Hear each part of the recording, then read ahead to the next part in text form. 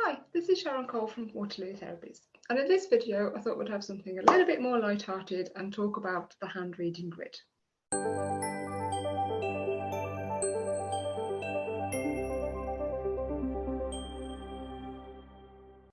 Now, what do I mean by the hand reading grid? Now, this is more about hand reading, so you may have heard more about foot reading, and this is more about a way as you can sort of tell more of a person's emotional health than you can with their physical health. So it's nothing like palmistry, if you've heard of palmistry, but it's just more of a general guide just to see what's going on with people at a particular time. So I have a chart here. We can see that in different parts of the hands we have different sections. So I'll go through that in more detail in a second. But you can see on my hands we've got 5 zones. We've got 1, 2, 3, 4, 5.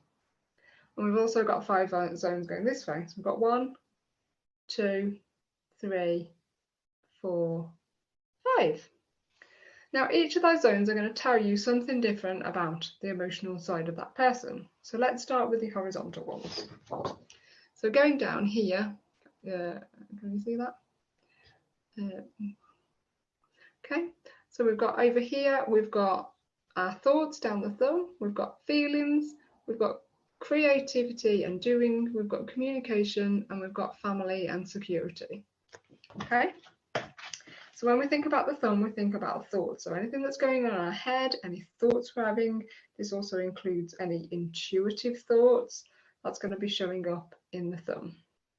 Then in the finger, we've got our feelings. So this is obviously like feelings.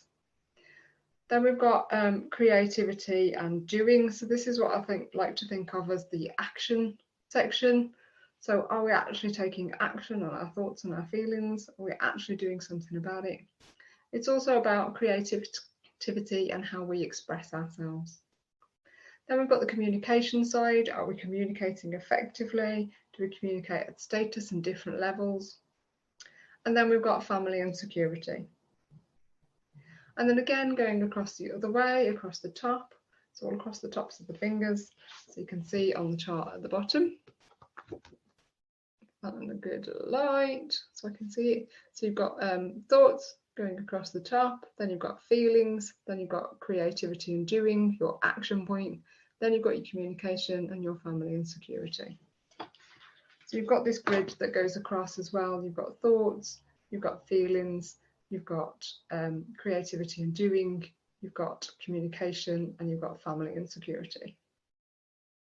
So whenever someone comes to you or comes to see you, and they might have a plaster on their finger, or they've got a cut or a bruise, it can often tell you various different points of what might be going on. So if someone's damaged their thumb, for example, what were they thinking at that point that created the energy to damage their thumb? If someone has cut one of their fingers, they've got a plaster on their finger, what is that emotional side going on behind the point in the picture? So again, if you learn your grids, you can learn what's going on about people with their thoughts, with their actions and with their feelings, what's going on in the life of their family maybe, are they communicating, just by where they might have an injury on the hand, where they might have a cut, where they might have a bruise, where they might have damaged themselves. It's all related to the emotional side of things.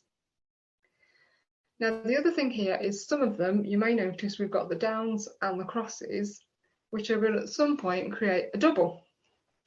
So, for example, for the first one, for thoughts, we've got thoughts in the thumb over here, and we've also got thoughts going across the fingers over here.